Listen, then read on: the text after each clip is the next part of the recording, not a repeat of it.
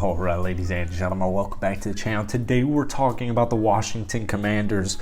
This team has one loss since week 5. They started the season off as almost like a laughingstock around the league as far as just the way things were going, and they've completely flipped the switch. This is the biggest game of the season, and it is Sunday Night Football, NFC East Showdown. With a win, the Washington Commanders' percentage chance to make the playoffs would be 86, and with a loss, it would be 28. So this is a must-win football game. I still personally think that tie is so much better than a loss in every way, shape, or form. I know at the time it was extremely desperate. It was almost heart-wrenching, gut-wrenching. It was not fun, but I mean, New York, they lost to the Eagles a couple of days ago. They still have to play the Eagles one more time. The Giants, just like Washington though, they have a very difficult remaining schedule. We'll talk about all that a little later on in the video. If you guys are new here, hit that sub button. As always, hit that like button. Commander fans, you guys are awesome, and I hope you enjoyed that bye week. I hope the Commanders enjoyed that bye week. I hope they rested up. They hit the game plan. They hit the film room. They were eating it for breakfast once they were all rested up, getting healthy, getting that mind right, getting that body right, because this is a huge football game. Now, I still personally think that the New York Giants are, like, I don't want to say they're not trending in the right direction, but I don't think this team makes the playoffs. Now, I know I said that 2 weeks ago before they tied against Washington, but it truly was really cool to see what Taylor Heinicke and this team in general was able to do, because, like, they almost lost. You know, it was not a beautiful football game for Washington. So, I feel really good. I feel really confident, especially considering they're coming off a bye week. But once again, real quick, before we get any further into this video, let's try to get this video to 500 likes. That would be absolutely awesome. Washington fans, seriously, from my first Commander video a couple of weeks ago, you guys have absolutely blessed my channel. We're all the way up to like 20,000 subs now. It is crazy. And you guys are a huge, huge reason for why that's been able to be possible. So I'm feeling the playoffs, man. It is just such a crazy turnaround season. Fun fact. All right, Taylor Heinicke in his starts, TH4, in his, 6? The tie throws everything off. The tie sucks. Nobody likes having a tie. But if you make the playoffs, the tie's okay. All right, the tie's all right. Heinicke, in his 7 starts on the season, is 5-1-1. Like I said, since week 5, they've had one loss. And that was actually to Minnesota, and that was a very close football game. This team is so different from the start of the season. A lot has to do with Heinicke. I know he's not an elite quarterback by any means, but he's shifted the culture around completely. I love him so much more than Carson Wentz under center. Heinicke on the season, we're looking at about 206 yards per game, 9 touchdowns, 5 interceptions for a rating of 86.3. Stats don't do him justice, though. Just like the last regulation drive where he made a beautiful throw, John Dotson, we'll talk about him later on, but he makes throws when he needs to make throws, all right?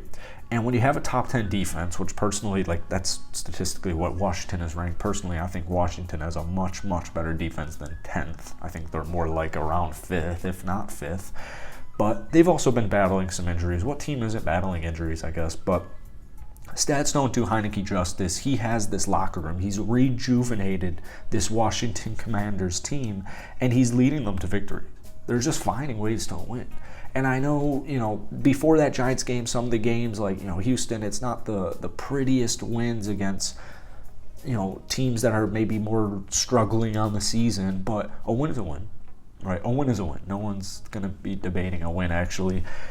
But that Philadelphia win was huge to me because it just showed me, like, the sky's the limit. And, when I look at the NFL in general, I really am only looking at maybe 2 to 4 teams that are, like, in a different level of their own. Just, I think the Bengals are the best team in the AFC. I think they're my Super Bowl pick. The Eagles, I know they have their flaws, but so does the entire NFC. Like, the NFC is actually completely wide open. Anybody could win the NFC. Anybody could win the NFC. I know it sounds redundant, but hopefully you get what I'm saying. That win against Philadelphia, the thing is, Philadelphia was undefeated. That was a huge win. And they rallied together, they caused turnovers, they kept it clean. Wasn't pretty. Doesn't have to be pretty. A win is a win, and they took down the undefeated, what were they, 11-0 Philadelphia Eagles. So that was a huge game, and it just shows me that, especially in the NFC, because in the AFC there's a couple of bigger hitters, guys like Patrick Mahomes, Joe Burrow, Josh Allen, some bigger names at the quarterback position that are having like really good seasons right now. I just think this Commander team, with the way their defense is, especially, they can beat anybody.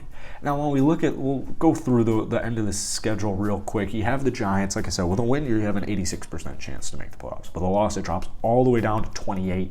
So I don't even really want to talk about the rest of the season, but just, real quick, you play San Francisco. Brock Purdy just embarrassed Tom Brady, but the Buccaneers are not a good football team this year. And then you have Cleveland, and then you have Dallas. And the hope is, if that's a meaningful game for Washington, that Dallas is resting their starters at that point, or they're at least not going to play the whole game, because Dallas does seem pretty solidified to have that first wild card spot. So to me, it's going to boil down to offense, because I have zero faith in Daniel Jones. I don't think Giants fans have faith in Daniel Jones. Thank goodness that Brian Daboll is a coherent coach, and so that Giants fans at least have something to grasp, because I really don't think Daniel Jones is the answer or solution or anything, and I don't think he's getting you to the playoffs. I don't think he would win you a playoff game, to be quite honest with you. Heineke is better, all right?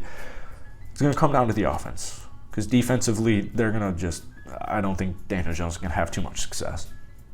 All right. Brian Robinson Jr.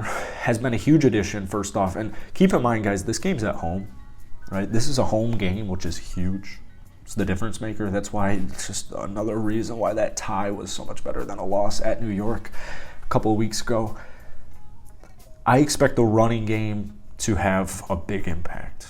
And I know Antonio Gibson has done a very nice job, but Brian Robinson Jr. is the truth on this team. He's averaging 3.8 yards per rush, but don't let the stats fool you. He's been a huge difference maker for this Commander team. They were missing him, obviously, for the first handful of weeks, for several weeks, actually, of the season, going into a month.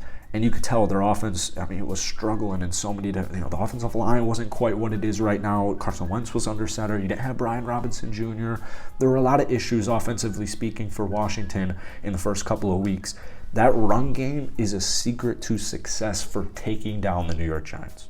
It's a huge secret to your success.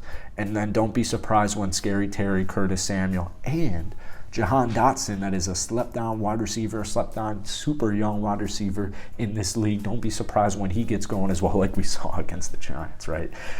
So defensively, do your job. I'll make another Commander video. This isn't a preview. It's only Tuesday night.